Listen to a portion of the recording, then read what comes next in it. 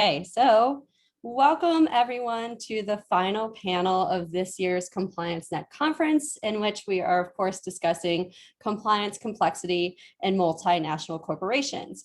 We have three brilliant and accomplished speakers whom I will be introducing in just a moment, but I do want to take a second to reiterate my thanks to, first of all of you, the attendees that made this conference possible. I'd also like to thank the David F. and Constance B.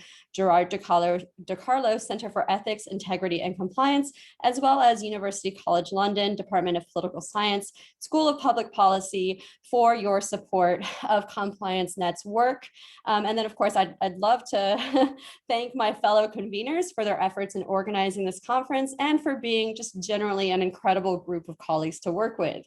Colin Provost and Abby Turner, as well as the rest of the team at UCL, deserve special thanks. I don't know if I can really fully put into words how hard Colin has worked, but just trust me when I say that he deserves heaps of praise for putting together an amazing 3 days of presentations, plenaries, and celebrations. Now, let's turn our attention to the topic of compliance, complexity, and multinational corporations. Each of our three scholars will talk for 15 to 20 minutes, and then we will open the floor for questions. And just as a reminder, it will likely be easiest to use the Q&A function to participate. And so our plenary will begin with Lauren Edelman, who is the Agnes Rorie Robb Professor of Law and Professor of Sociology at the University of California, Berkeley. Combining her degrees in law and sociology, Lauren examines the relationship between organizations and their legal context, primarily within the civil rights domain.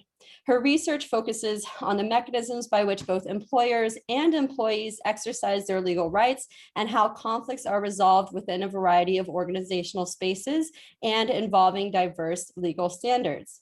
She has been awarded fellowships by the John Simon Guggenheim Memorial Foundation, the Rockefeller Foundation in Bellagio, Italy, and twice by Stanford University's Center for Advanced Studies in the Behavioral Sciences. Our second speaker will be Jodi Short, who is the Associate Dean for Research and Professor of Law at the University of California, Hastings. Incorporating legal and sociological expertise, Jodi studies the intersection of public and private regulation and the theory and practice of regulatory design and enforcement.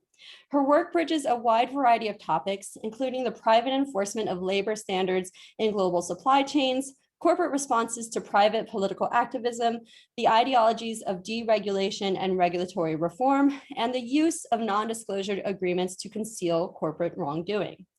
Finally, we will hear from Cristie Ford, who is the professor of law in the Peter A. Allard School of Law at the University of British Columbia. An internationally renowned expert on regulation and governance of finance and securities markets, Cristie's research touches on a wide variety of subjects within that domain, such as innovation and regulatory regimes, legal remedies for corporate noncompliance, risk within markets, and principles-based regulation. More recently, she has begun examining issues of governance within the legal profession itself.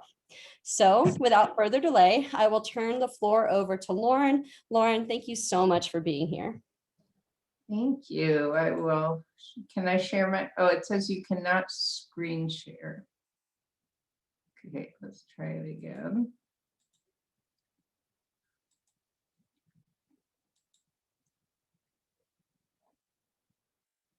Are you seeing my slides?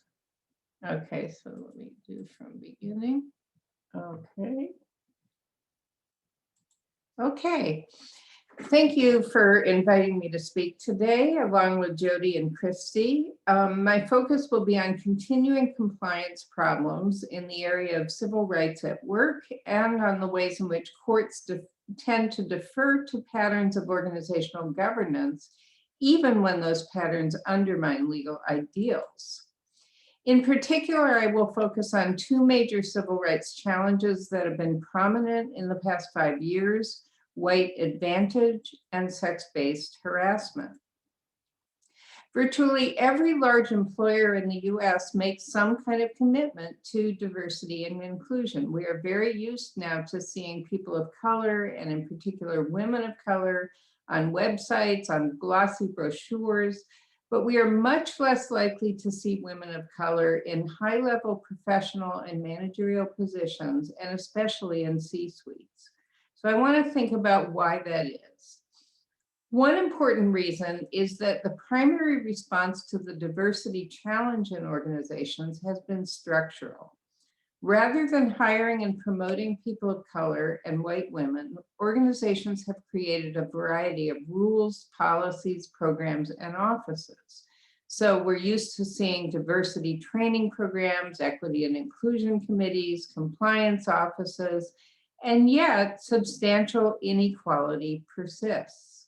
Just as one example, this chart shows that earnings for Black men as a proportion of earnings for white men have declined and are similar to where they were around 1970.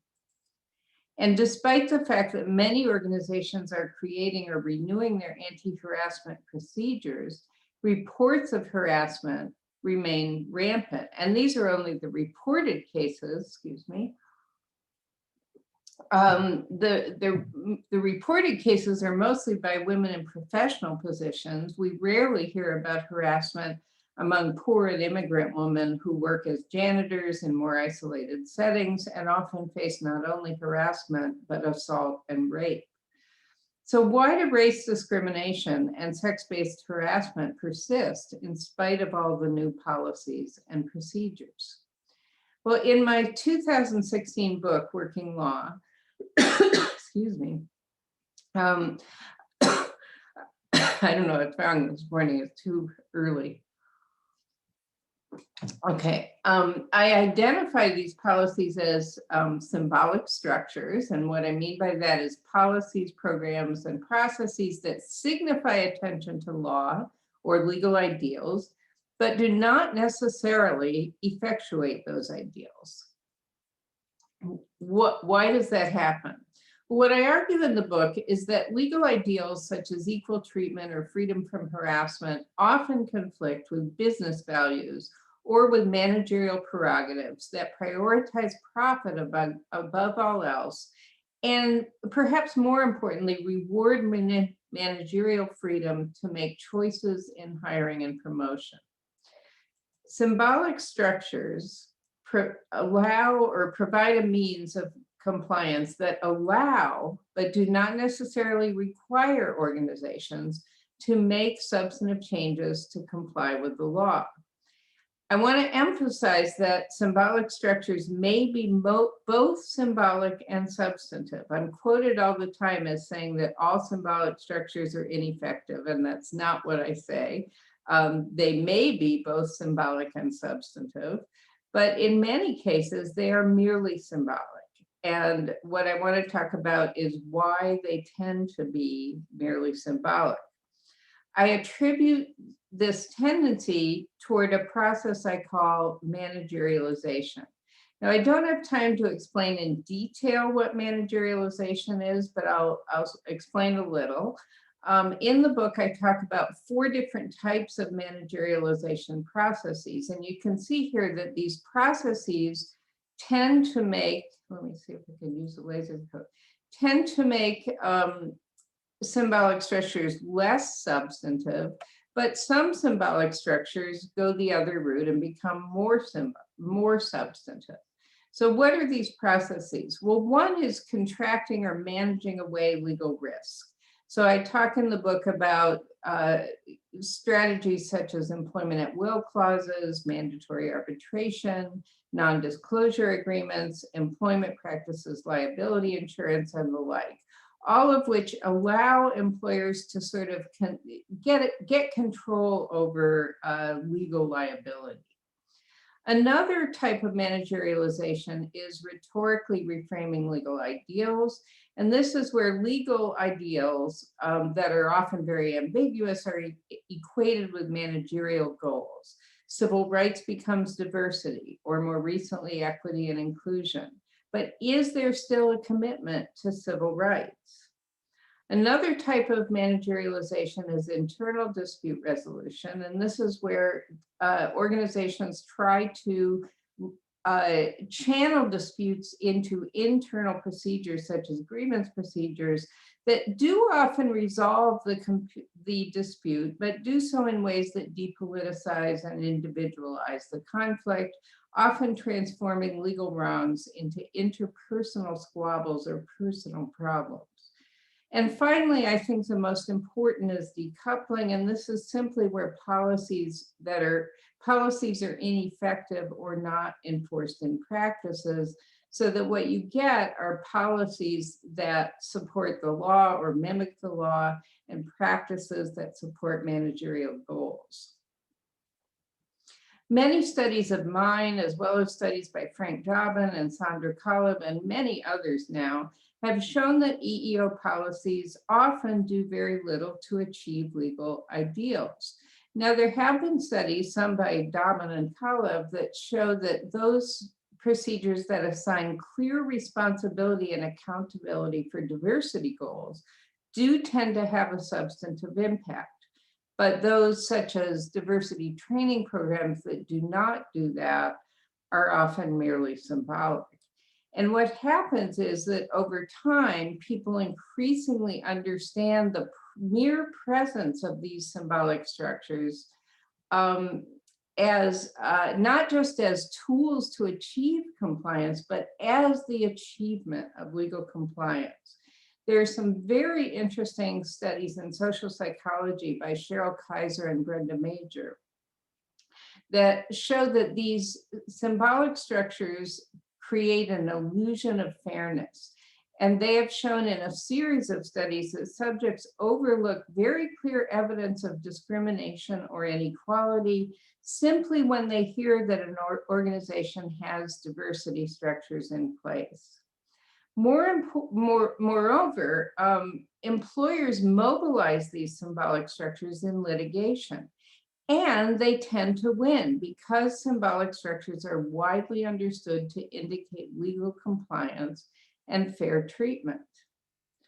So in the book, I offer a full theory of how ideas that originate in the law move through organizational and legal and organizational environments through the managerialization of law, how they're mobilized by employers, and eventually how courts defer to organizations' symbolic structures. Today, I'm going to just talk about this last stage because it would take way too much time to talk about all of them. So what I argue is that one reason plaintiffs lose when they sue for race discrimination or sex-based harassment is that judges tend to defer to symbolic indicia of fairness and civil rights, irrespective of whether those structures are effective in achieving their goals. And I'll give you one example from a case, and then I'll show you some data. So the example is a case called Leopold v. Baccarat from the Southern District of New York in 2000. Andre Leopold sued for harassment, alleging that her supervisor, Jonathan Watts, threatened to replace her with someone younger and sexier. He repeatedly used vulgar language, including referring to saleswomen, including her, as nothing but a bunch of pussies. The employer used as a defense something called the Farragher-Ellerth defense, which became, Farragher and Ellerth were 1998 Supreme Court cases that actually said for the very first time that if an employer has an anti-harassment policy and a grievance procedure in place and the employee fails to use it, that's an adequate defense for the employer. So the employer made that argument. And Leopold said, well, in this case, she didn't use the grievance procedure because she feared retaliation, which is very, very typical. And because that procedure actually would have required her to complain in the first instance to her supervisor, Jonathan Watts, the harasser, which is contra EEOC guidelines. The court said, well, okay, that's a very inadequate procedure, but it doesn't matter because the law is very clear that any reasonable policy will do. So that's an example of judicial deference. But how often does that happen? And that's what I was looking at with some colleagues in a study of almost 1,200 federal district and circuit court opinions from 1965 through 2014. It was actually two separate samples. The first one went up to 1999. And then to update it, I did 5-year intervals. That's why there's a break here and different kinds of lines after 2000, looking in 2004, 9, and 14. And the first thing I want to note is that the rate of employer wins increases over time. And after 2000, it's around 75% in both the district and circuit courts. So employers are winning the vast majority of these cases. And the question is, how much is that because they're deferring to symbolic structures? So we looked at two examples of, we looked at both deference and relevance, both of which I call types of legal endogeneity or law becoming endogenous to organizational fields. One was relevance, which is just whether or not the court considers the presence of the diversity structure relevant to the legal question of discrimination.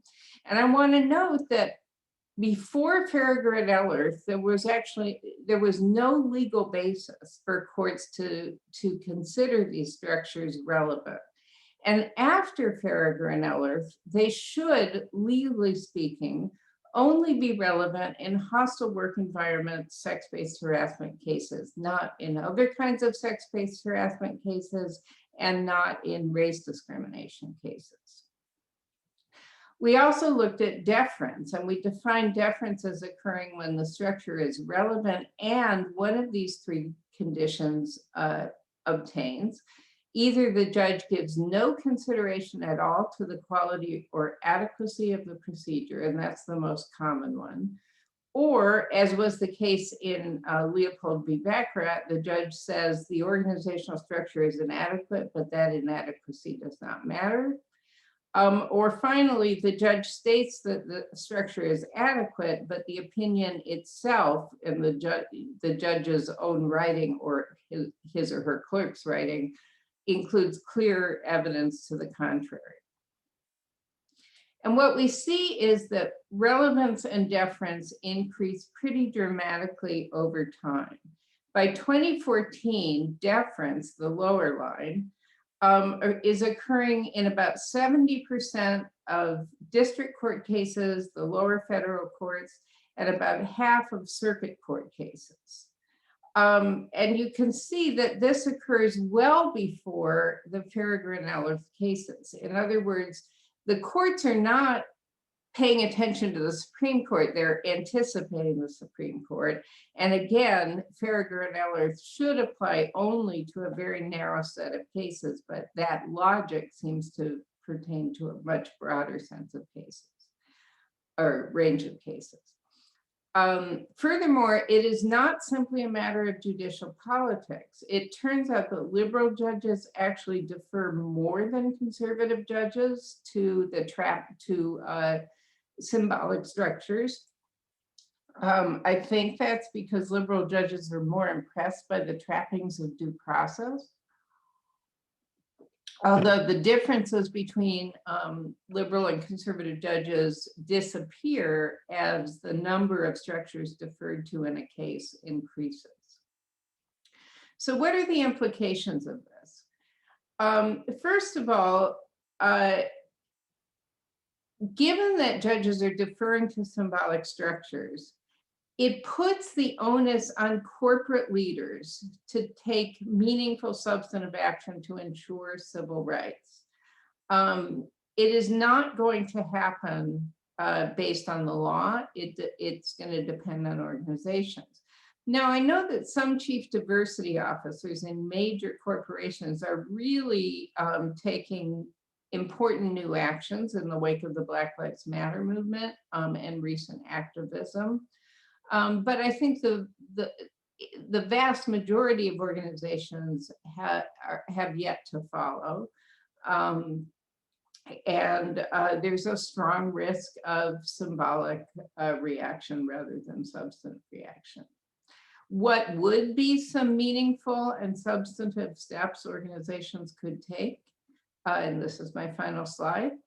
One would be simply promoting more women of color and women in general to positions of leadership, including C-suite representation. Studies going back to Rosabeth Moss Cantor show that representation matters. And why does it matter? Because it changes the culture.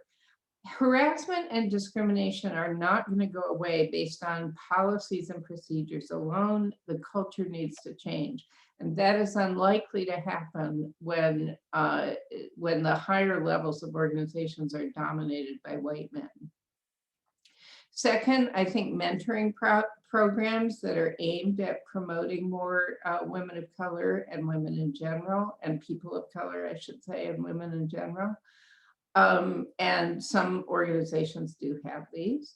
Another would be encouraging complaints and providing multiple methods of filing complaints.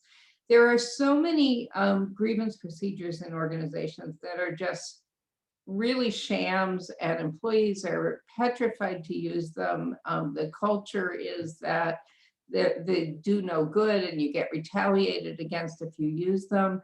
But I think there are ways to make complaint procedures more effective. And one is by, instead of discouraging,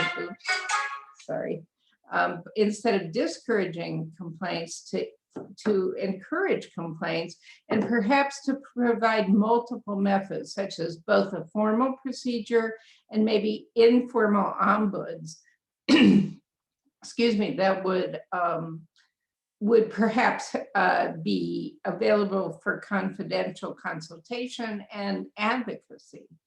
I also think, and I don't have time to talk about this, but I think Jodi and Cristie may mention it, limiting mandatory arbitration and non-disclosure agreements, which tend to undermine legal ideals, and real skepticism of anti-bias training, especially when it's compulsory, since studies tend to show that this produces a backlash.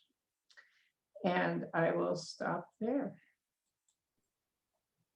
Wonderful. Thank you so much, Lauren. All right, next up we have Jodi Short. Go for it, Jodi. Jodi. Great, thanks. Let me just get my slides up.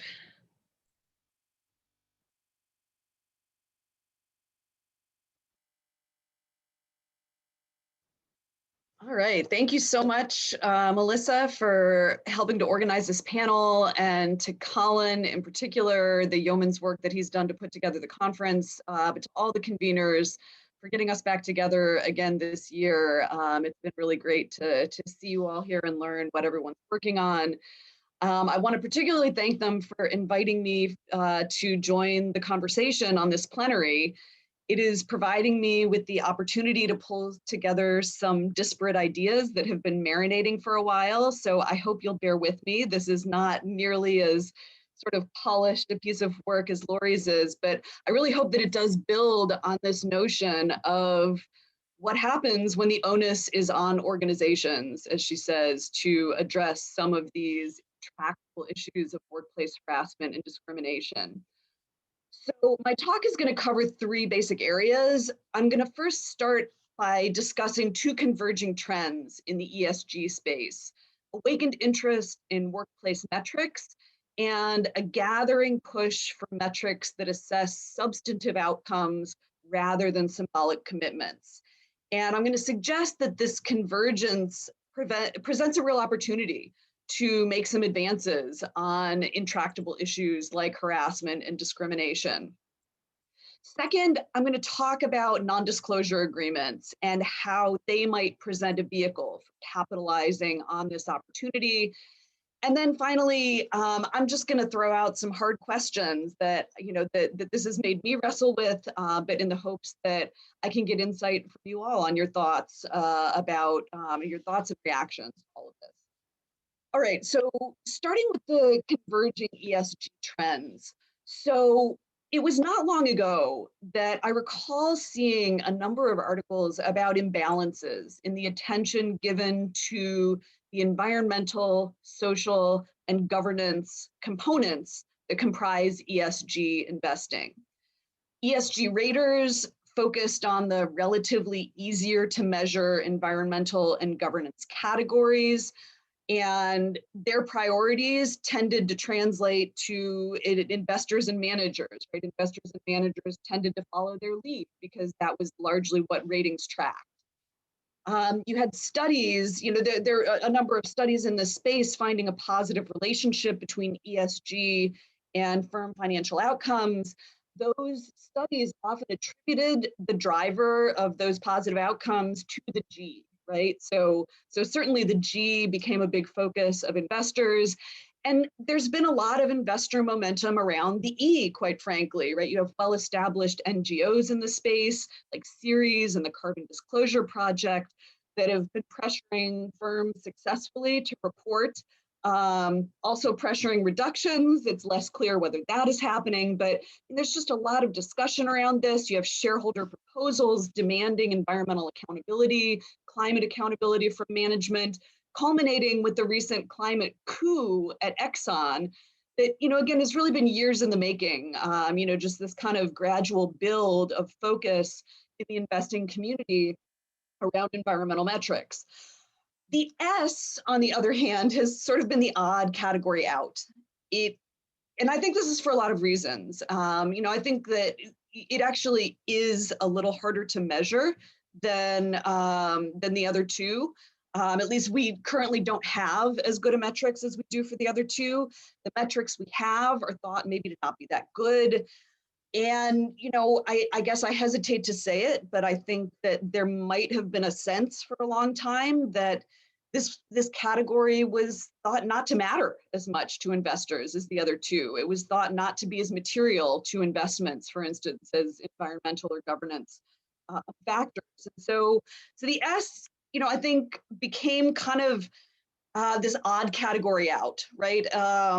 This stand-in basically for things that make investors sad. A signal maybe that investors feel bad about things like workers getting injured or not treated very well, discriminated against, but that ultimately maybe we can't do a whole lot about it. So, I guess S came to stand in for something like symbolic sympathy for things that make us sad. So the first trend that I want to talk about is a shift in the land of S. I am seeing in the last year or so just a groundswell of interest in the S, particularly as it relates to workplace conditions and worker treatment, diversity, equity, and inclusion. And I'm seeing this in a variety of different areas. So I want to start with the ESG metric space. Folks in this space who have been talking about climate disclosures forever, all of a sudden are refocusing their discussion squarely toward how to conceptualize and operationalize workplace metrics. Just Capital has been a leader in moving this conversation, and it is their commitment to this is driven by what they see as a groundswell of public demand for companies to improve their treatment of workers.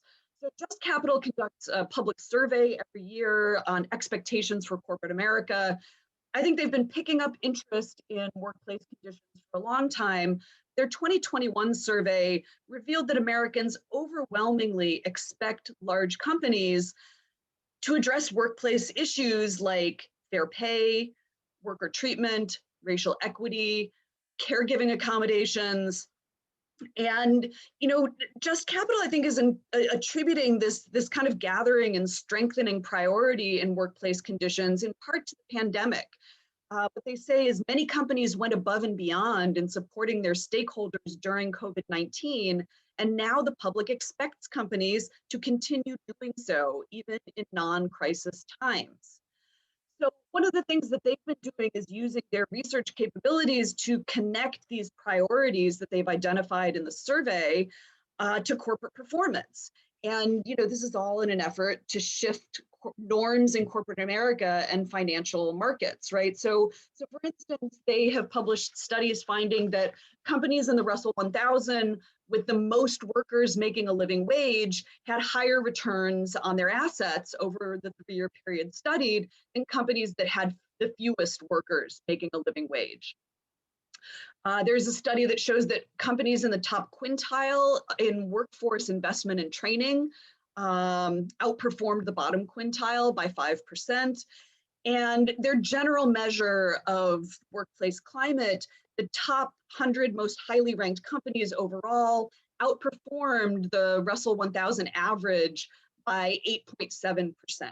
So they're really trying to make the case that that this, I guess in Lori's term, they're trying to connect these what we might think of as legal ideals with the corporate norms and expectations.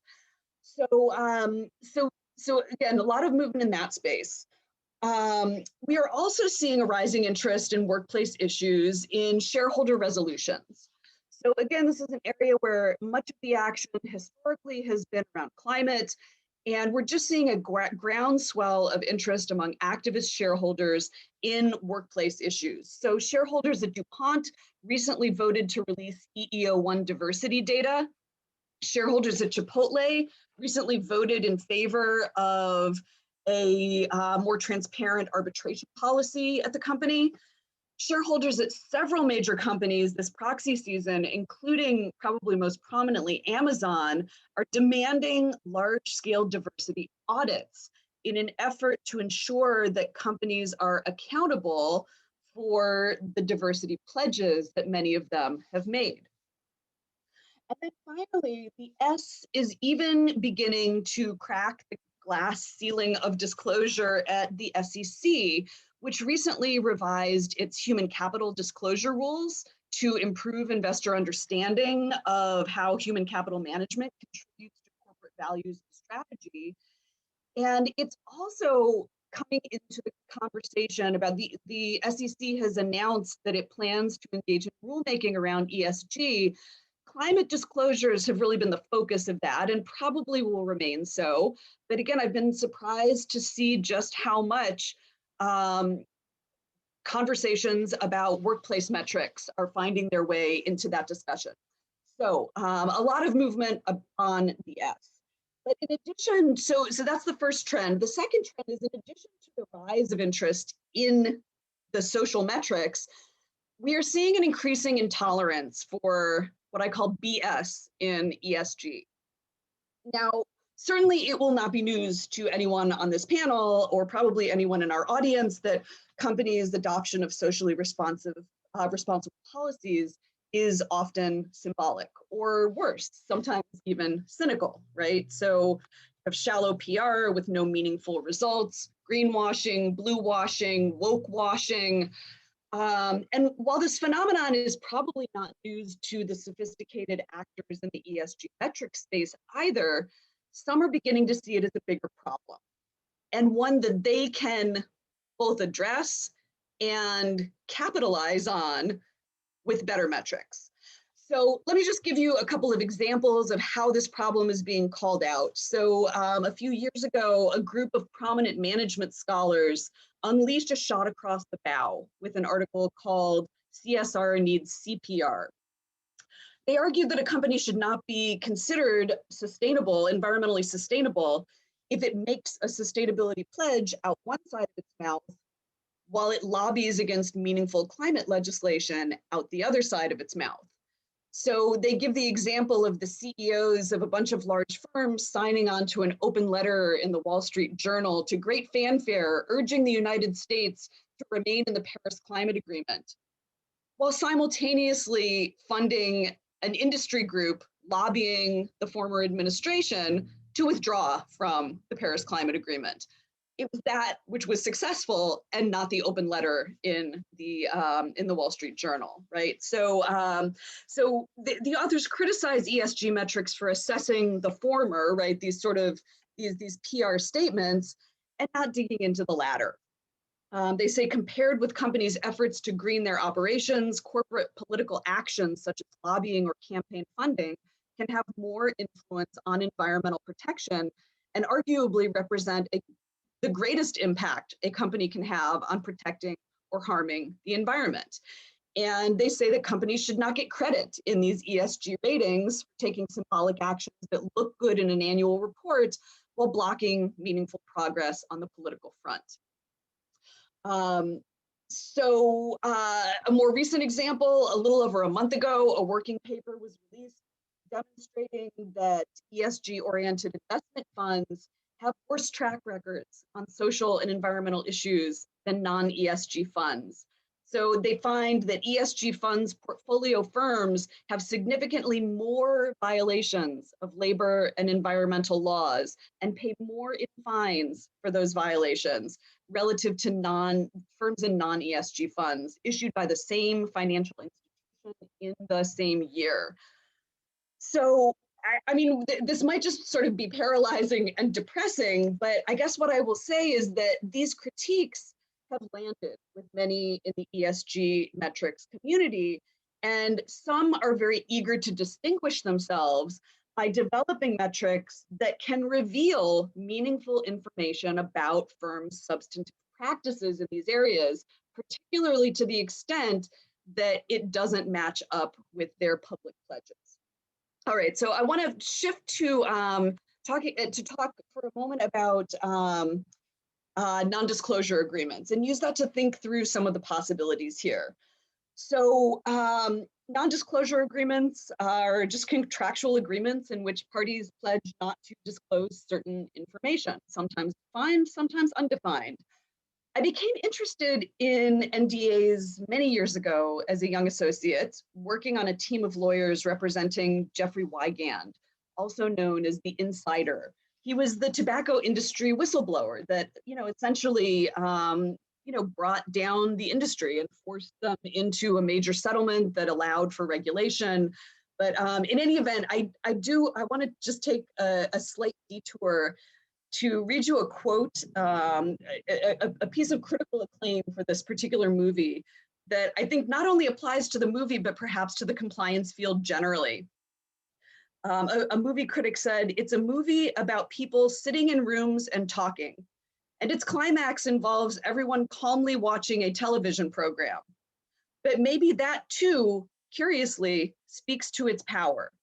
It's about drab boardrooms and mundane offices, spaces filled with corporate doublespeak and legal minutiae, where people's lives are destroyed." If that's not our field, I don't know what is. But in any event, so you don't have to be trying to take down an entire industry to have your life destroyed by an NDA.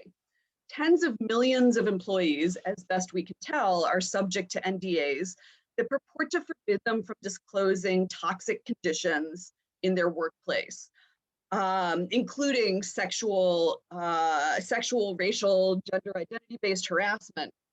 And employees who do speak out are routinely subject to further harassment and retaliation, often leading to the loss of their jobs and even their livelihoods. So I have argued in law review articles that non-disclosure agreements purporting to forbid disclosure of toxic workplace conditions generally are not enforceable as a matter of contract law. Wouldn't you know it, that hasn't really stuck. This nagging detail of non-enforceability does not seem to have curtailed employers' use of NDAs, or for that matter, NDA's efficacy at silencing employees and shrouding toxic workplace conditions in secrecy. I mean, there's a variety of reasons why these things work, even though they are not legally enforceable. Many employees will simply comply with the contractual terms they see on paper and never even question their legality. Employees who do speak out can usually be silenced with threats of litigation because companies are so asymmetrically resourced, they never need to litigate their cases to buy silence. They just need to threaten, and they do. And finally, NDAs are often coupled with mandatory arbitration clauses. So even cases that go further and often wind up in arbitration proceedings, which themselves are shrouded in secrecy. And so this presents a really sticky problem, right? Both from the perspective of trying to get organizations to act, but also from a research perspective. And so this is a problem that I have been trying to solve. So because we get so little traction with law in this area, I have begun to wonder whether CSR and ESG might be a possible avenue. Now, that is not a great fit either. It's not an easy fit. ESG metrics providers typically rely on publicly available data to create their metrics and their tools. They aggregate, existing data into measures of interest. And currently, there are no disclosure requirements relating to NDAs. And in fact, many NDAs, by their terms, prohibit disclosure even of their very existence. But many in the ESG metrics space operate not only using pull strategies, right, where they're publishing metrics, they're pulling from available data to publish metrics, but on push strategies, seeking to drive disclosure on issues that matter to the public and to investors. And so I started to wonder whether we can drive disclosure in this area. Certainly difficult to drive negative disclosures, right? I mean, it's hard to get companies to reveal bad things about themselves, but what about positive disclosures about NDA? Could you drive disclosure based on that? So this strategy has been adopted on a retail basis by Lift Our Voices, the organization founded by ex-Fox News hosts Gretchen Carlson and Julie Roginski, who filed sexual harassment and retaliation lawsuits against that network and its then chairman. So they have persuaded major companies like Wells Fargo and Condé Nast to join a commitment to no longer employ NDAs or forced arbitration clauses for matters involving harassment and discrimination. Now, this is not a bad start. And one of the things I like about this strategy, that it has some virtue that CSR lacks in other areas, in that it is trivially easy to enforce. Right, a company publicly pledges not to use NDAs, an employee produces one, and the company is outed. So in that sense, it's unlike greenhouse gas reductions pledges or things that are very hard to monitor compliance with. But the question is how to scale up. And driving disclosure on a larger scale is going to require persuading companies and investors that the use of NDAs is incompatible with companies' stated ESG values, particularly relating to diversity and non-discrimination. So the idea is to start to amass evidence that the use of NDAs in itself reveals valuable information about a company's workforce climate. Information that, sort of like lobbying information in the climate space, might be more revealing of a company's workplace climate than its own self-serving disclosures. I see that I'm out of time. I have just a few remaining remarks to wrap up. Thank you, Melissa. So we have lots of anecdotal evidence about this. Lift Our Voices has collected thousands of individual accounts documenting the devastating economic, social, and psychological costs suffered by workers who are silenced by NDAs. And the costs to companies have been illustrated recently by the Pinterest dust-up. An employee there, Ifoma Ozoma, experienced rampant harassment and racial discrimination at the company and was prevented. The company tried to use an NDA that she had signed to prevent her from speaking out about this. She decided to break that pledge when she saw the company itself making these gauzy pledges about how Black employees matter, right? Kind of putting its woke pledges on Twitter. And so in any event, this caused a major reputational problem for the company. So again, this is all anecdotal. I'm working with a team to develop a research strategy to connect NDAs more systematically to corporate outcomes of interest to investors like this, like reputation risk, like diversity, like work workplace climate, employee retention. And what I can tell you is that ESG metrics providers have been eager partners in the project. They are hungry for metrics that capture something real about how companies treat their workers. And they see a market for metrics that can help reveal which companies are actually living up to these happy public commitments that they're making about their workers and which companies are falling short. So, and they're willing to work with researchers to create these metrics. So let me just conclude with an invitation for you all to think about what metrics you might be able to help them to create. But a few things just to highlight for potential discussion. I think this points to the dynamism and contested nature of compliance. This shifting spotlight onto workplace metrics, I think, is something really new that companies are dealing with, and the increasing demands for data on substantive outcomes, trying to take control over the PR aspect from companies and actually look behind the veil to what's really happening on the ground. And it's a big battle, right? I mean, you see this in the demands. I think where this is happening now is in demands for EEO1 data, public disclosure of that. Let me just go to my last one. I think it really raises questions about how companies should respond to these kinds of demands and what side of those fights companies want to be on. It's a very dynamic and active situation, and I think it creates a lot of promise, but also a lot of pitfalls potentially for compliance at companies. So I'm going to stop there, and I look forward to everyone's thoughts. Wonderful. Thank you, Jodi. And then finally, Cristie is going to wrap us up today. So Cristie. Thanks so much, Melissa and Colin and my fellow panelists. I couldn't be more thrilled to be on this panel with such a brilliant and distinguished couple of other panelists. So I come to you from Vancouver, British Columbia, and here it's traditional for us, it is more and more common for us here to start with a land acknowledgement. And I'm going to do that for two reasons. One, because I think it's important generally, and also because I actually think there's some relevance to the question of compliance that we're talking about here. So I come to you from the traditional, ancestral, and unceded territories of a certain group of Coast Salish peoples, the Musqueam, the Squamish, and the Tsleil-Waututh. Now, the reason why this is important in my jurisdiction is because on the western edge of Canada, the treaties were not signed with Indigenous peoples, and we are in the process of collectively as a country trying to come to terms with the fact that this is in fact unceded land, and that reconciliation with Indigenous peoples is really, I think, the project of our age.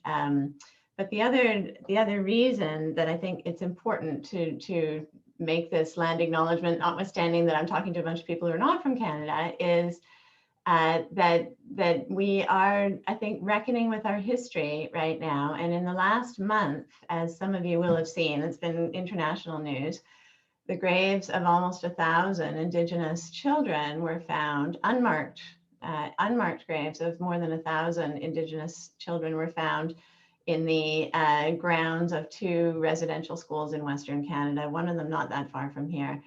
And there are many more that are sure to be found, thousands more, and this grim count will continue. So this is not part of the history that I was taught in school. The first time I think I heard about a residential school for Indigenous people in Canada, it might have been law school. It might have been later than law school. And here in Canada, and also in other parts of the former British Empire, hundreds of thousands of Indigenous children went through, well, in Canada, hundreds of thousands went through these residential schools, which were run at first by Catholic and Protestant religious orders and churches, and then ultimately also by the government. They existed for well over 100 years across the country. Which meant that successive generations from certain communities and families endured this experience, including, the families of my Indigenous students, none of whom have, to my experience, have really been unmarked by this. And these were places of trauma, horrifying locations where we really saw unspeakable abuse and humiliation of those children, hunger, deprivation, malnutrition, neglect, intentional cultural genocide, by which I would mean the destruction of the cultures and practices that allow a targeted group to continue as a group, disregard for these children's fundamental rights, their dignity and their personhood in ways that, you know, are reminiscent to me of what scholars and writers like Isabel Wilkerson and David Graeber have described in the context of slavery. Just to be stripped of your personhood and your connections to that degree. And so what we see, of course, in Canada is massive intergenerational trauma, you know, over incarceration, poor health indices across all metrics, as well as literally more Indigenous children in state care now than were in residential schools at the peak of the residential school era, not least because of a government policy that that has, it's argued, systemically underfunded child welfare and child protection mechanisms on reserve for Indigenous children. So it's very hard in Canada. Tomorrow is Canada Day, and our first Prime Minister was one of the real sort of engines of the government side of residential schools in Canada. It's very hard to be in any public space and not to talk about these things or to be mindful of them at this time, and hopefully going forward from this time. But I also want to just point out that this was official government policy, which was supported and unquestioned for over 100 years. And in fact, even after Canada started trying to come to terms with its history, it was always partial. And so it took survivors themselves to push for the Truth and Reconciliation Commission that ultimately started changing the dialogue in 2015. It took Indigenous bands themselves to use ground penetrating radar and find these children's bodies. I'm sorry, I should have started with a content warning for all of this, and I apologize, but you know, but even now, the various ministries and agencies of Canadian government, along with religious orders and others, have not cooperated completely with, for example, requests for production of documents, and they've used litigation in ways that are consonant with parties' procedural entitlements in the litigation context, but not really with an idea of good faith or reconciliation with Indigenous peoples. And there's much more that needs to be said in Canada about these things. But I guess the reason I think it's relevant is that I think, along with just being relevant, highlights the limitations of the compliance frame generally when you're trying to deal with really deep structural problems, whether they be of societies or institutions. So when I read Lauren's and Jodi's proposed work for today, I thought that the most useful thing I could maybe contribute would be work that I did some years ago on corporate monitorships. And so I write about regulatory theory, a lot about financial regulation, really from a public law perspective. And I became an academic back in the day, in part driven by what I saw as really the limits of law to deal with exactly these kinds of entrenched systemic problems, the sort of, you know, bad barrels problem as opposed to the bad apples problem. And I think this work, although I talk about it in the corporate monitorship context, may be useful again these days as we once again try to grapple with structural racism, structural inequality.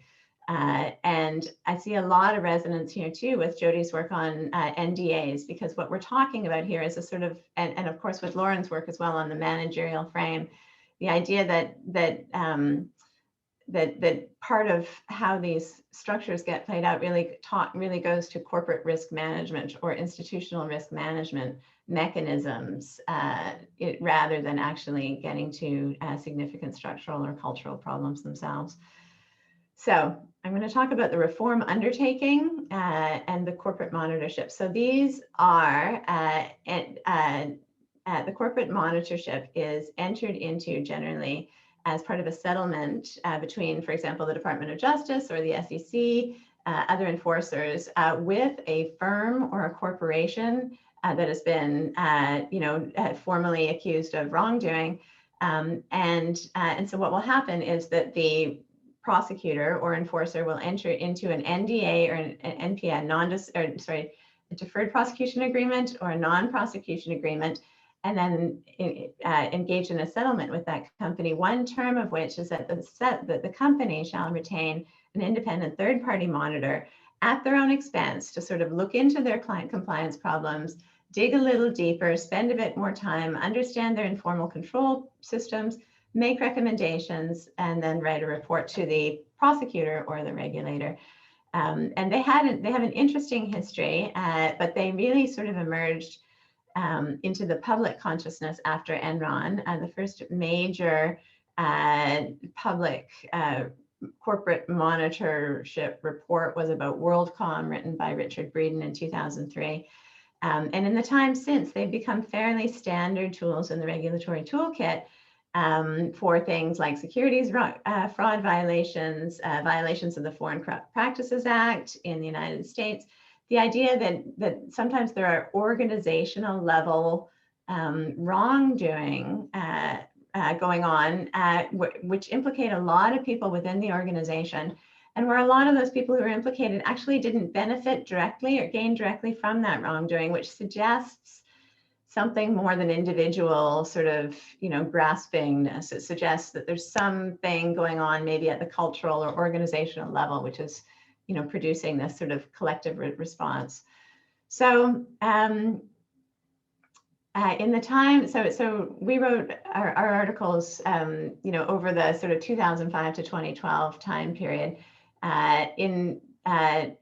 during which time corporate monitorships really came to become this sort of common tool used whenever there were instances of corporate wrongdoing that seemed to be operating at this structural or systemic level.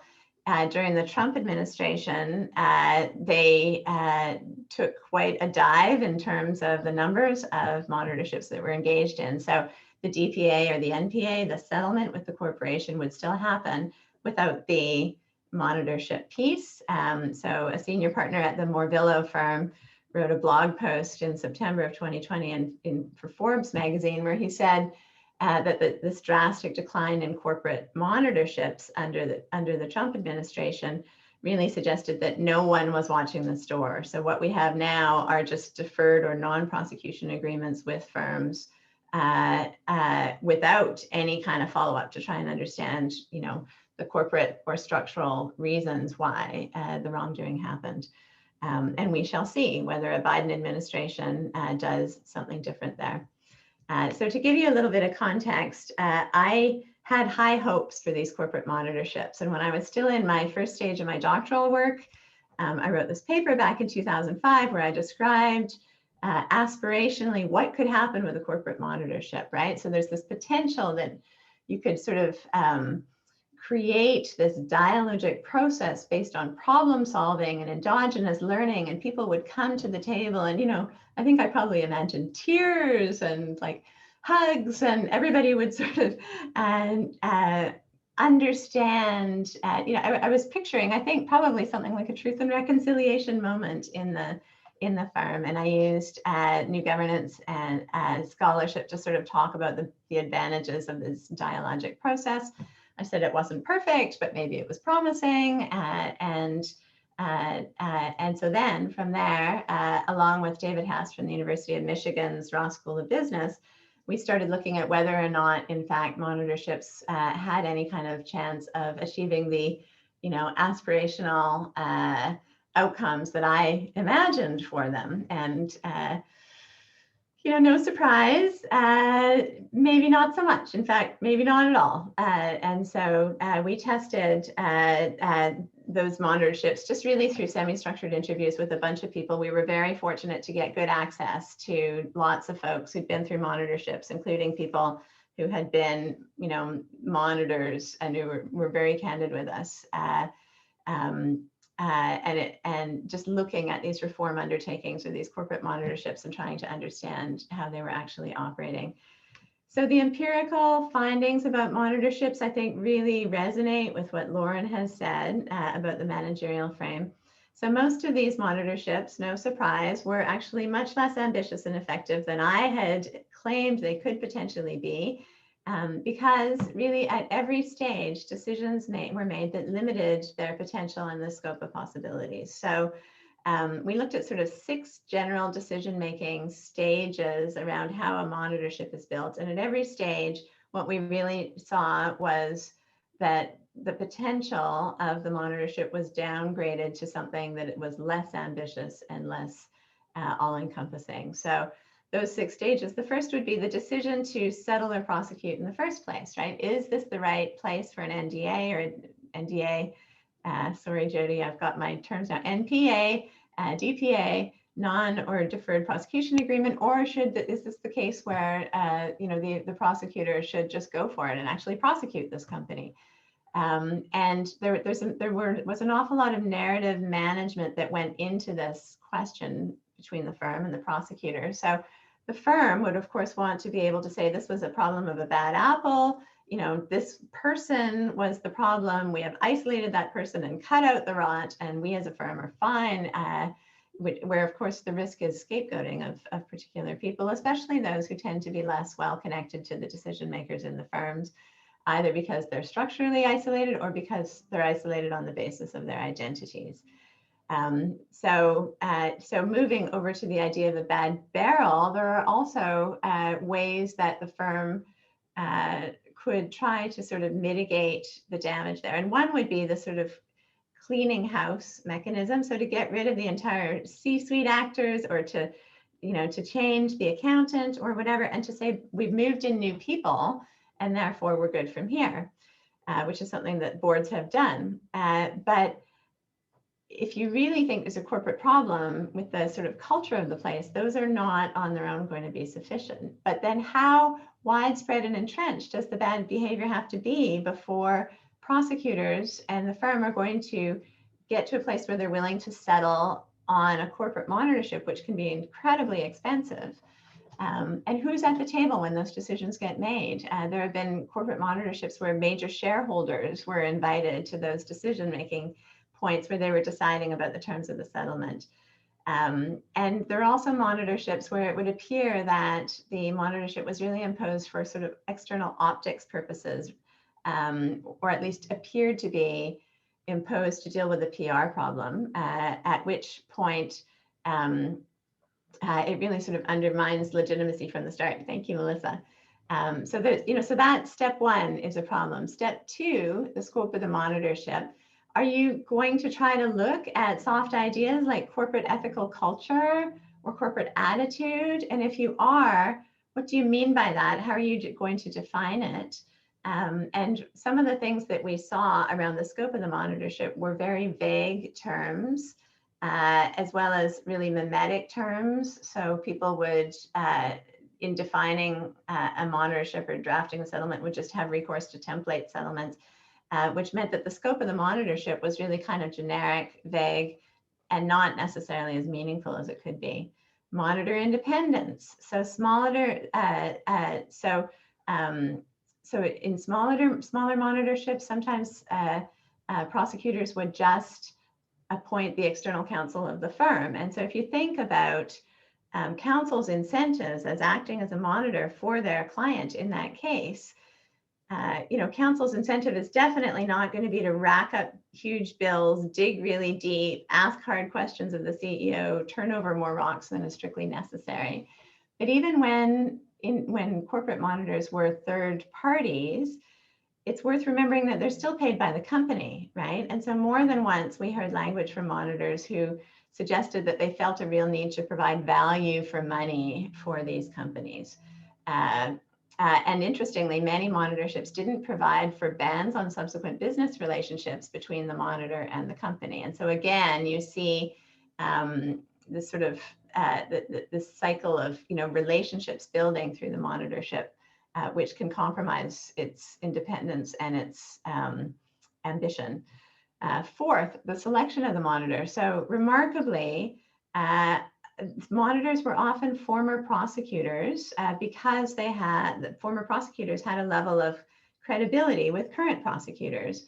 And it was perceived to be important that prosecutors have a comfort level with what you're doing. This is what we call the sort of credibility versus competency problem. And again, resonating with what Lauren said, these folks potentially had insufficient skills in things like organizational behavior and compliance processes. There's no indication really that, that the compliance professionals have been involved in any great level or to any great degree in these kinds of monitorships. And compliance consultants are fussed about this, but of course, former prosecutors are not fussed because lawyers tend to think they can do everything. And I just want to read one quote from a memorable interview about how you pick your monitor. So quote, typically an assistant US attorney or an assistant DA will leave to go into private practice. A case will come up in the office where they'll decide to do a deferred prosecution agreement. So the office meaning the prosecutor. Somebody will call the guy who's left and say, hey, Charlie, would you like to do this? And he says, sure. Looking for business is sort of like being a prosecutor again. Sounds interesting. And so he does it. That's how he gets appointed. Somebody knows him. He's a friend. And that may be the only one he does for his entire life. All right. Fifth, conducting the monitorship. So, what is the monitor's role? Thank you, Melissa. Are they an advisor? Are they an auditor? Are they actually, standing in the shoes of the prosecutor? Conducting the monitorship is subject to, all kinds of sort of reading down. So we saw monitorships where they only really read the policies and procedures manual, only talked to senior folks, not to junior folks, understood their mandate as just helping everyone to move on, and generally just understood the entire process as one being to sort of wrap it up as quickly as possible. And to make everybody happy, including the corporation. And then finally, at the termination and post monitorship, there's lots to be said, but most monitorship reports are not made public. There's no follow-up by enforcement or prosecutorial staff, which makes sense. Like, what is a prosecutor going to do with this monitorship report? They tend to just sort of file them in a drawer and call it quits. There's no attempt to capture the rich aggregate data being produced. And in fact, monitors often compete for work with one another, which means that they don't collaborate themselves either. Now, some monitorships did actually work to do all the ambitious things I imagined for them, and that's important. Some of them created a scaffolding for actually some real, it made the whole process feel more real, and that has value. But they were really the exceptions. So I'm going to end with 3 questions. 1, can we bring this whole story to the idea of compliance overall? Like, is the frame of compliance actually part of the limiting factor here? All of us are talking about ways in which compliance can become symbolic. Secondly, how do we deal with these kinds of problems? So if we, how do we ensure that a system is going to be accountable and meaningful, and that learning gets reflected up when it would seem that there are so many incentives towards symbolic compliance and also just satisficing? And I guess I would say we shouldn't underestimate the amount of energy it takes to get off that status quo bias. And then third, I guess I would just point out that this raises some interesting questions around metrics. So without an established metric for measuring success around something like compliance, we're not going to get very far. And we saw that in some monitorships where they were just too vague. But on the other hand, the metric itself does some work of its own. So in Donald Mackenzie's language, it's an engine and not a camera. And these monitorships themselves, through their structure, created outcomes that were sort of consistent with how people understood the monitorship process, which again was not how I would have understood it. So I've got tons more to say, but I have run out of time, and I'm just very interested in hearing what everyone has to think. So thank you. Has to say. Wonderful. Thank you all so much. And what I'm really hearing is how difficult it is to kind of break the information asymmetry between a corporation and pretty much everybody else that might have a vested interest in promoting compliance within the corporation. So all really important presentations. So the Q&A box is open, and I am looking for hands to see if anybody has any questions. So feel free to pop in and ask some questions. In the meantime, I was wondering, I had a quick question for Lauren, and this kind of speaks to also what Jodi and Cristie were talking about. You have all these great recommendations for improving equal opportunity policies within companies. And I'm wondering if you think there's a role, and just given what Cristie was just talking about, I'm probably being a little idealistic about this. Is there a role for mandating evaluation, for mandating that an independent researcher come in and evaluate the effectiveness of these policies? Or do you think that would just end up being manipulated or somehow hidden, and just kind of hidden under the veil of corporate behaviors, like everything else kind of is? Well, it's a great question. Thank you.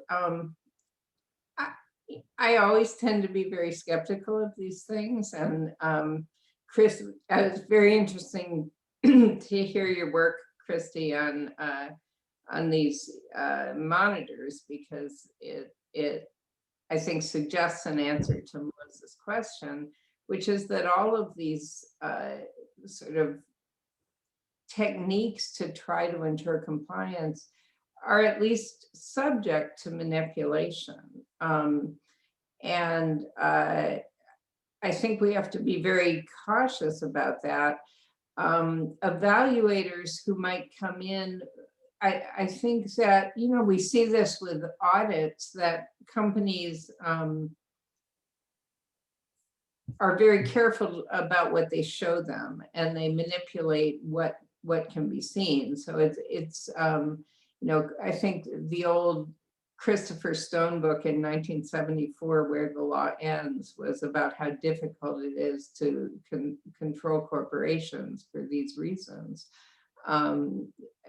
Organizations are going to show the good side to these evaluators. Now, if they were actually in the firm, like a monitor, and if they were actually independent, maybe that would help. But I think, Cristie's work shows why that independence is very difficult to obtain, and why these evaluators are very likely to be subject to pressures to be biased toward the company. So in theory, possibly, but I'm skeptical that it could work.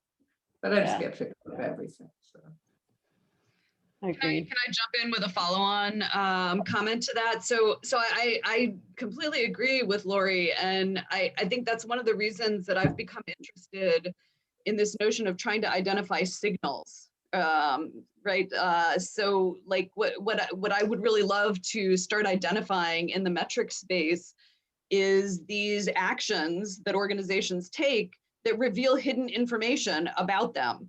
And then certainly if we can define a certain type of an action, like the use of a non-disclosure agreement, as a signal of something that a company doesn't want to be associated with, well, then, the idea is hopefully you can move action based on that, right? But I mean, a signal, I don't want to say that it's something that's not subject to manipulation, right? I mean, obviously, then when you establish it, then it like sort of creates a whole new set of baselines. But I mean, I think like at least at the outset, if we can identify certain organizational actions that are associated with organizational outcomes that we would like to address, then we don't need the companies to talk about themselves, right? They are revealing themselves through these actions.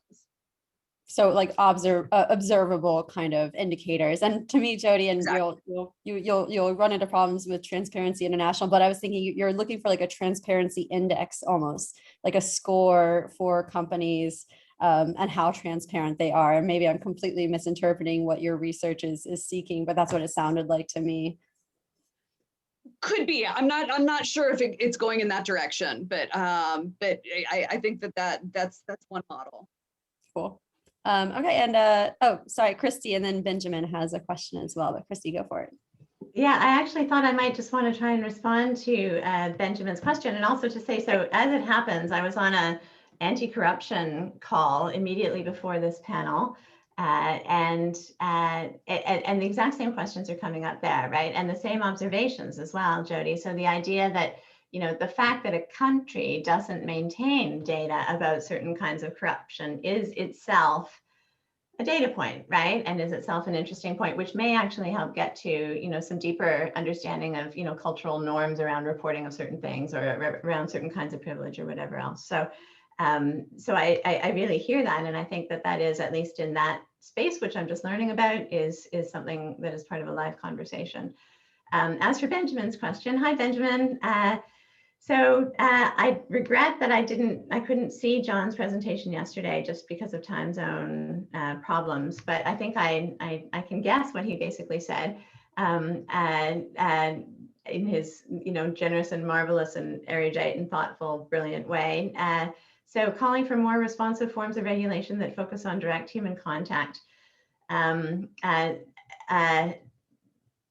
So my thought is really that may be exactly where we need to go here. And, John and I have had a back and forth about this where I've criticized his or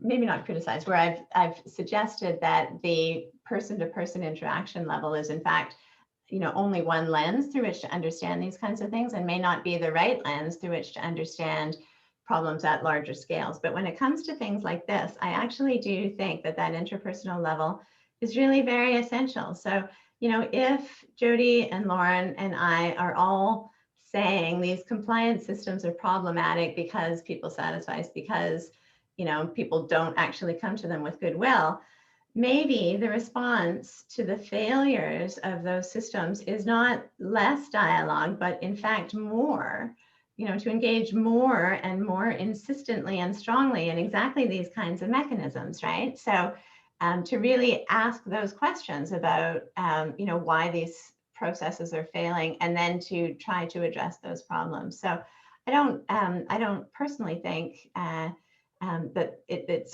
terribly hard to reconcile our views with John's, but I'm interested in what others think.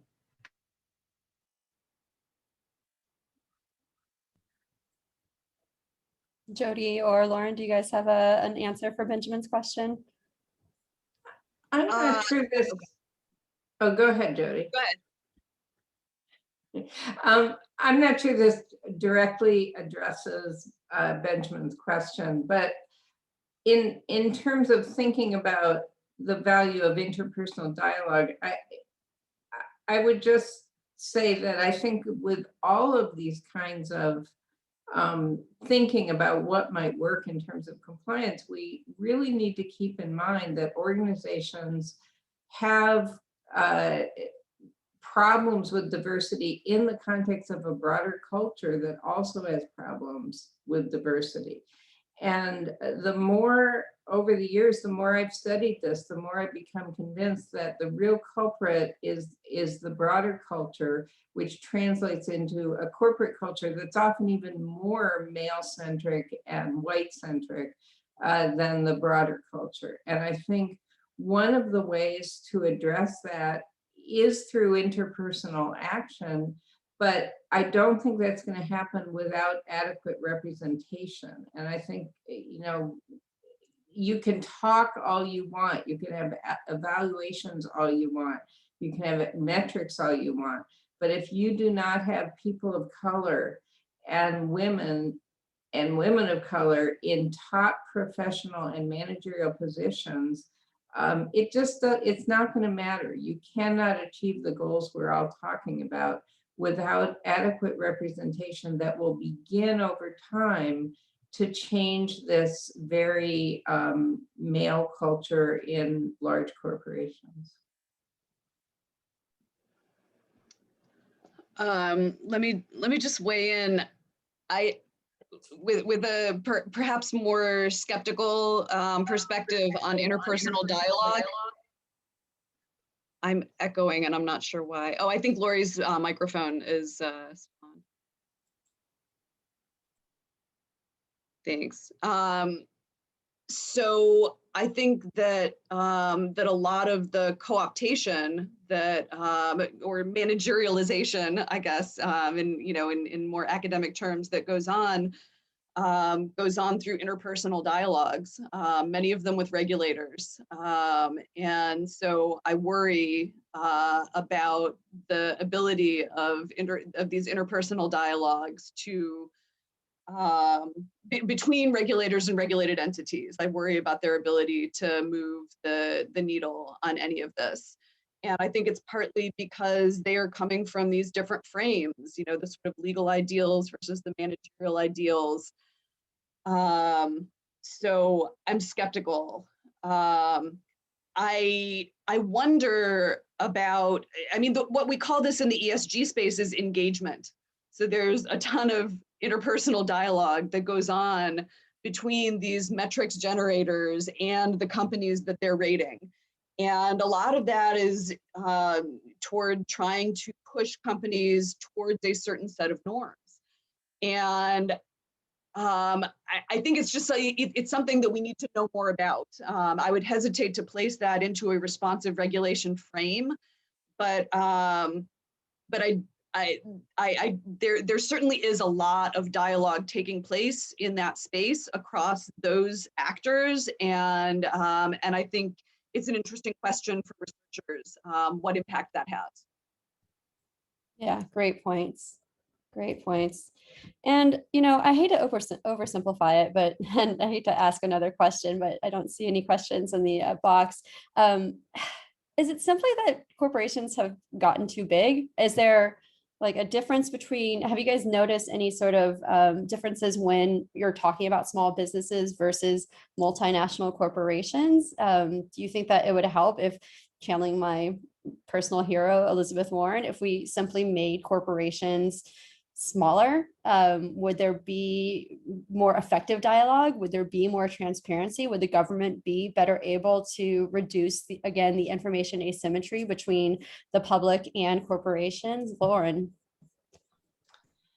Well, what I've seen in my data over the years is that large corporations are often the leaders. And I'm seeing that now as well. I participate from time to time in a group of academics that meet with chief diversity officers from companies. And, you know, these CDOs are, I mean, they really sort of counter my inherent skepticism. They are very committed, and they are for big name companies that we would all know. And I've seen it in my data where the first organizations in the 1960s and 70s to create civil rights structures were government and large corporations. The conditions in small companies are in general far worse than what you see in companies like Google, Bank of America, and Apple. Now, that's not to say that they're great in those three multinational corporations, but I'm not at all sure that breaking up companies is going to have the kinds of effects we want. It may be good for other reasons that Elizabeth Warren talks about, but to answer your question for this particular purpose, I don't know. Great, thank you. All right, and I see Colin has a question. Go for it, Colin. Yeah, as long as there aren't any others at the moment. Thank you all very much for your talks, which were really fascinating. And I think when I put this panel together originally, somebody else's work who I'd been reading and been thinking about at the time in conjunction with yours was that of Mark Galanter, right, and about the haves coming out ahead. And since we're all talking about lawyers here a little bit as well, and how he refers to the fact that over time you have more and more lawyers that represent big corporations, and not just representing them, but this is also seen as like a good thing with regard to status in the legal industry, right? And it seems to come with more esteem as a lawyer as you do that. So all the, a lot of what we're talking about here, right? The symbolic structures, the deferred prosecution agreements, the non-disclosure agreements. I mean, there's like well-funded lawyers behind most of this, right? And so they enable a lot of that, but they also do good things and they help with compliance. And so I think, Cristie, some of what you talked about suggested that, lawyers think they can do compliance, but maybe we ought to have other people doing that as well. We need compliance professionals, and there's other intermediaries who can do that. But even there, right? I mean, when you look at some of the literature, it doesn't give you a lot of hope, right? I mean, Jodi's done a lot of work on third-party monitoring and supply chains, and there's some evidence that works, but also evidence that it doesn't, depending on who's doing it. Shu and Talesh is talking about insurance companies and other companies that actually find ways to get around some anti-discrimination laws, kind of channeling your research, Rorie.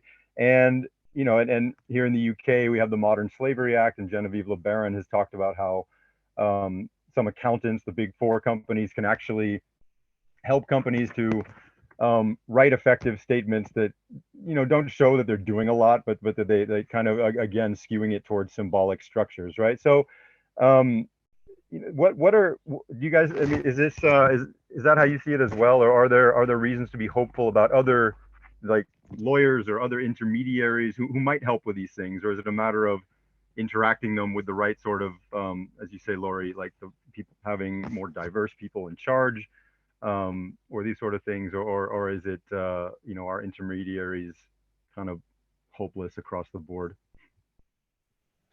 So I'll jump in with a response. Oh, sorry, and then I'll cede the floor to Cristie. In the ESG space, I think lawyers are proving to be a real barrier. And I mean, the example I'm thinking of is with respect to these demands by investors to release EEO1 data publicly. I think a lot of companies, at the C-suite level, at the board level, are sympathetic to that request, or at least interested in thinking about how they might respond to it. It hits the shore of the general counsel's office, and like all of a sudden it's a battle, right? It's a major battle, and they're fighting tooth and nail not to have that data released. So so this idea of getting access to data on substantive outcomes, general counsel's offices are a real barrier to that, for reasons that I don't completely understand, to be honest with you. So, so I think that there's a real divergence in sort of professionalization and training around these kinds of ESG issues between the business folks and the lawyers. And in some cases, the business folks are much more open to these, these new types of approaches than the lawyers are. I really agree with what Jodi would say. And I guess, and it also echoes sort of what we're seeing in Canada around reconciliation with Indigenous peoples too, right? So we talk about the importance of reconciliation. We have this Truth and Reconciliation framework, which was modeled on the South African one. And then it gets to, government counsel, and they adopt all the traditional tools of litigation to, forestall document production and to fight, the scope of the demand and everything else. And there's something about the lawyer's mindset, I think, there that we all, at least those of us like Jodi and I, who teach in law schools, have to really think about. I guess I'd also sort of ask, like, if we want to make the change, where's the champion? Like, who is the person who's actually going to inject some meaning into these kinds of structures? So in the monitorship agreement, nobody actually wanted to do a deep dive, right? Not the monitor who's being paid by the company, not the company, obviously, not the prosecutor, because they're prosecutors. They just want to close their file. And moreover, the ESG sort of social license piece worked in the opposite manner than it has sometimes worked in other spaces, right? So fears about social license were used to create symbolic mechanisms, that address the social license problem without actually going any deeper than they had to, right? And so I think unless you can identify someone who's actually interested and has the capacity and the positioning to push something forward in the space, I don't know how you do. And I think Susan Sturm's work on the architecture of inclusion is really interesting that way, because she sort of identifies a series of roles that could help make change. How likely that is to work in practice, at scale, I guess I don't know. Yeah, great points. Great points. So we have reached the end of the session, but I see Benjamin has one more question. So if it's okay with you guys, if Benjamin jumps in here and joins us for a second, and then we'll wrap it up right after that. Benjamin, go ahead.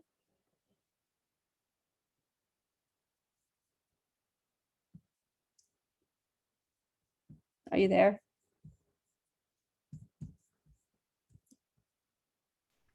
We have to make him co-host, I think. Oh, do we? Let me see if I can do that really quickly. He can write it, or we can, hold on, let me see about that.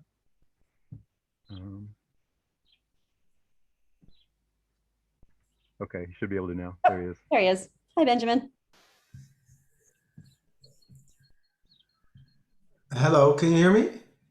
Yes. Yep. Great, wonderful. So just on the last point of of making change, and also as the last question of this year's conference, then, what role do we have as educators? What do the three of you see as the ideal sort of people that would get into regulatory roles or compliance roles, either in private or in public, and how can we educate them?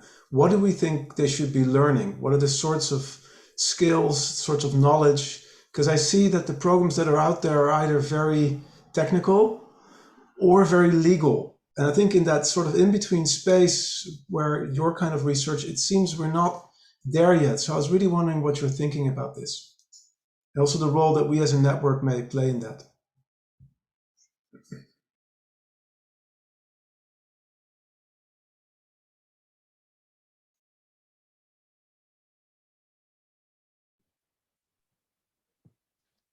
That's a tough question. I'll go ahead and go first. Hopefully, Cristie and Rorie have something more profound to say after me. I can speak to I can speak to what I do in my own compliance class and what I try and do for law students, which is to say I try and give them a broader perspective on what the relevant norms are. That it's not just law, that norms with which organizations are expected to comply and should comply as a moral matter come from lots of different places. And, when we talk about what those are, and that includes things like, broader societal norms, norms that are being pressed by activists and social movements, norms that are being espoused through enforcement patterns, things like that. But I guess for the modest efforts that I've been making in this space to educate and to provide aspiring compliance professionals with the tools that they need is just an understanding that norms don't rise and set over the Code of Federal Regulations. I guess what I would add to that, but I should note that I don't really teach compliance professionals. I teach in a PhD program.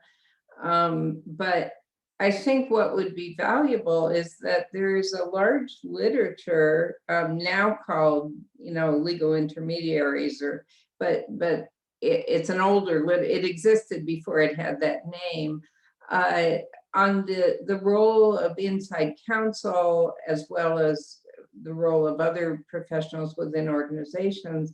And one of the key arguments of that literature is that professionals within organizations tend to take on the identities and the goals of the organization. So it's very difficult to maintain a sort of mindset that is legal first.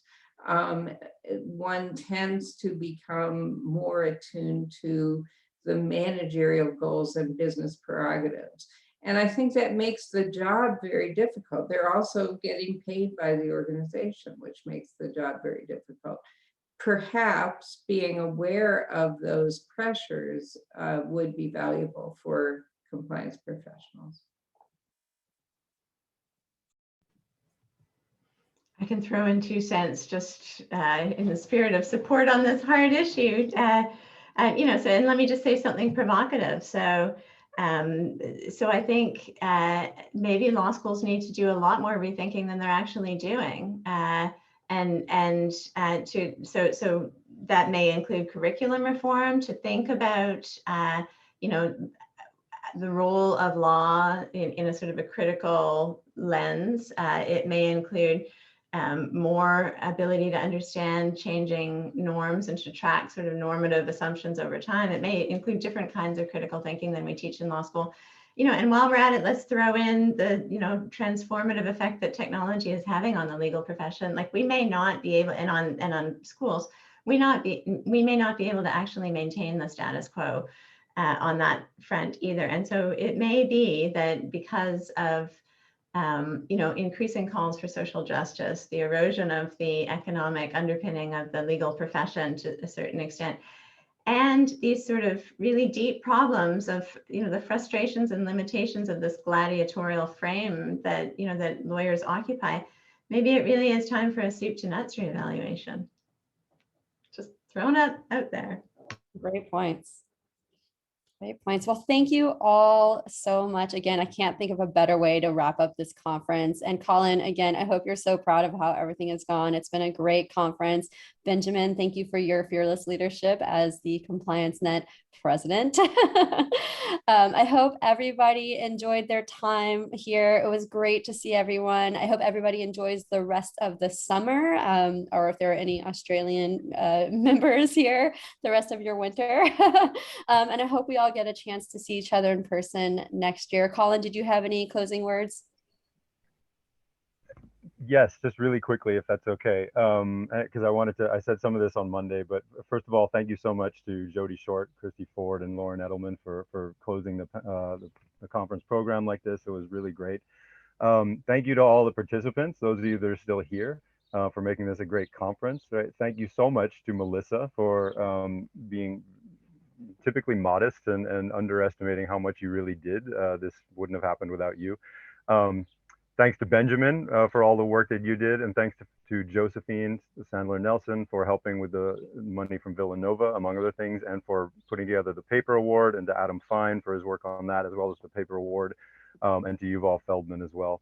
And I'm probably forgetting some people. I said this on Monday as well, but I just wanted to say it again because it's worth pointing out that it was a lot of work to put this together, but it was great. I'm glad we did, and I think it went really well. So yeah, thanks to everybody for making this happen.